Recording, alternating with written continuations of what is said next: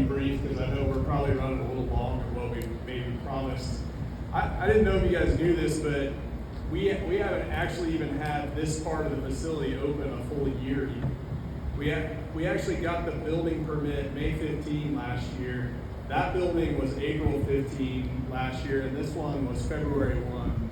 So it opened in phases last year, so we're just now really getting the experience of having kids be able to use it for a full year, which I think is really cool because I'm 100% seeing the improvement that comes with that in terms of the quality of play and all of that. But I hope you've also heard that it's more than just like teaching the kids that are playing right now how to play. We're gonna go to the grassroots of trying to help make coaches better, make kids better from the start, get the fundamentals really, really right, and then push that all the way up into the high school age kids that are in what was the American Legion programs. And we really want to do that.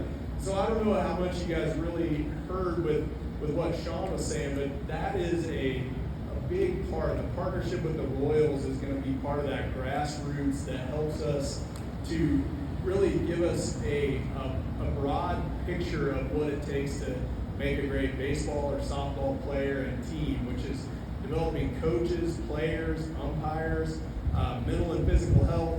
All of the aspects that make that go are a big part of it. So I hope that you're seeing that as something, and we're seeing that movement really start to take place with the numbers that we have with the youngest kids coming in and having all of those teams starting up.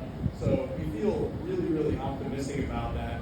I'm super hoping that in this project with Bill Berg, we can also at least get an idea of what it will cost to do Matteson and maybe even Wilbur while we're at it, because I think we can become a premier site for tournaments at all levels. And if we know what it costs, I wouldn't be surprised if we didn't have people that would be willing to pitch in on that and make it happen. The reason why I say that is because every time we've asked for people to support us, in fact, I didn't even have to ask many people. They just said, how can I help? And that's been a great thing. With the banners that you see on the fences, those are people that are helping to cover the cost of operations so that we can keep the cost of memberships low. We've had great growth in our memberships, but we're trying to keep the cost so that this is an affordable place for people to come use no matter what. That's the goal. And then the bricks. We're getting ready to go do the ceremony of installing the bricks, but I hope you guys know that is 100% going to scholarships for kids and families that maybe need a little extra support to be able to use the yard, to be able to be on teams, whatever it may be, get the training that they need and want. So that all came through, again, lots of generosity. I wanted to mention, so my mom and dad, Bill and Elaine Gross, they made the commitment when I told them about the brick project to cover the cost of installing all that, buying all the bricks, and making it happen so that 100% of all the donors' money goes to the kids. There's no cost involved in it. So that's a big deal. It's something that we owe a big debt of gratitude for.